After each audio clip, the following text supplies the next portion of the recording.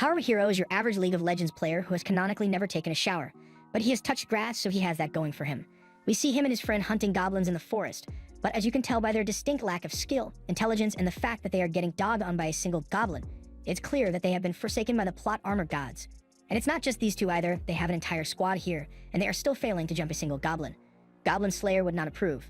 The leader is trying to rally the team, telling them that both they and the goblin are fighting for their lives, so the fight is not going to be won so easily. But honestly, the goblin just looks like he's messing with them, and Haruhiro here is self-aware and thinks to himself, damn, we really about to die to a goblin. Later on, we see Ronta waking Haruhiro up while he is still sleepy due to the exhaustive fight yesterday, and because of that, he misses his turn on breakfast duty, but the party gets along well enough, so they don't mind his mistake.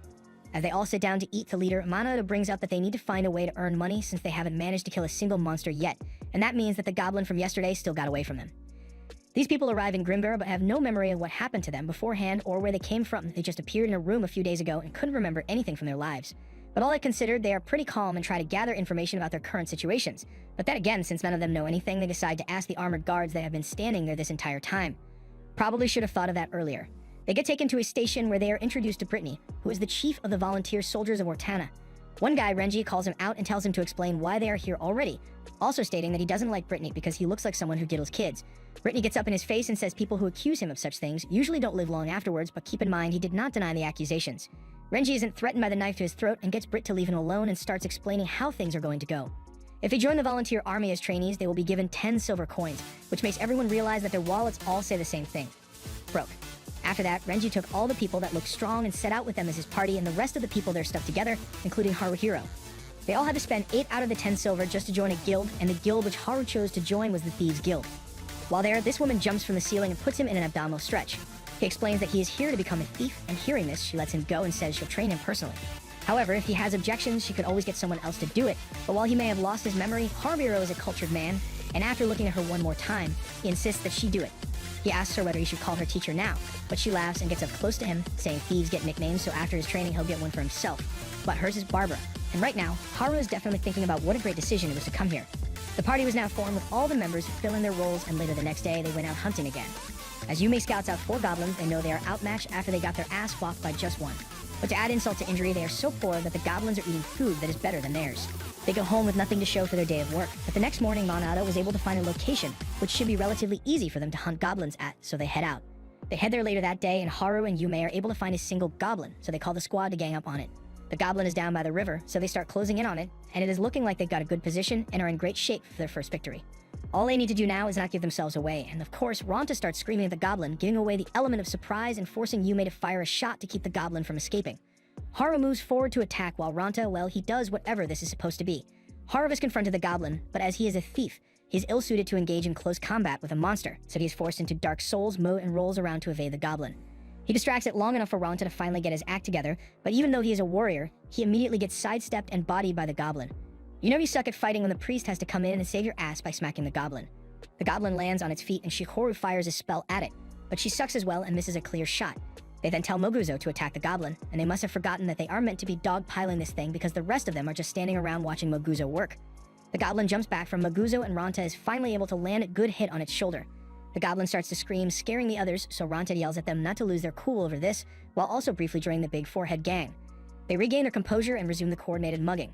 And something spectacular happens. Shihoru actually manages to land her magic spell. We always knew you had it in you, more or less. The goblin is dazed, but as Haru tries to attack it, he gets a dagger thrown into his shoulder. However, before the goblin can kill him, he is able to stab it in the throat, allowing Ronta and Moguzo to kill it.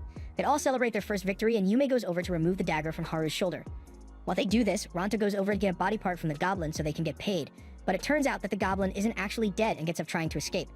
Ronta watches as his paycheck is running away from him, and there's no way he's going to let that happen, so he chases it down and stabs it to death repeatedly, making sure it is dead for real this time, but it is still pretty hard on them. They all go their separate ways to relax and calm down a bit, and as night rolls around, Ronta gets up from bed, because what anime would be complete without a peeking on the girl's bath scene? However, it goes about as well as you would expect. The next morning, the guys apologize to the girls on behalf of Ronta, but he is still standing there claiming to have done nothing wrong. He tries to pass it off as an unfortunate accident, but he falls for the classic trick of I won't get mad if you tell me the truth. And after he tells the truth, she gets mad and slaps the pair out of him. After this incident, the girls are now avoiding the boys and refuse to even do much as look at any of them, even though Ronta was the only one to do the crime. The rain isn't letting up, so Haru and Yume head out into the forest to see if they can find some goblins to hunt, and while they do find some tracks, it is likely a group of 3, and they aren't sure they'll be able to handle that many.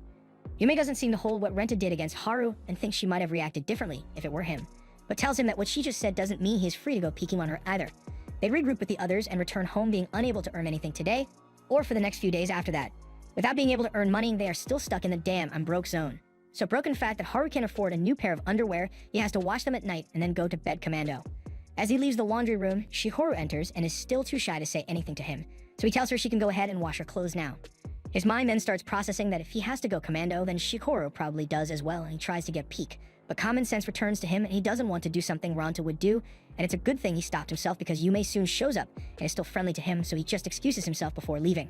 Later on, the team resumes their hunting and heads into a city which was taken over by goblins a few years ago. While here, they come up with a genius strategy. Shank the goblin while it's sleeping. That should be way easier than fighting it normally as long as they do it properly. Damn, Ranta fucked it up again, but luckily Monado was there to help and the goblin was successfully killed. They celebrate their second kill in Grimgar and are finally starting to get the hang of this adventuring thing and have finally earned a decent amount of money. And you know what that means. Haru can finally get some new boxers. One morning, Monado is out feeding the birds when he notices Shihoru there as well and asks if she would like to feed them. She is still really shy around guys, so she declines at first, but Monado convinces her to try it anyway. However, as she's about to do it, she slips and falls, forcing Monado to have to catch her, embarrassing her and sparking the first possible romance which will definitely lead somewhere.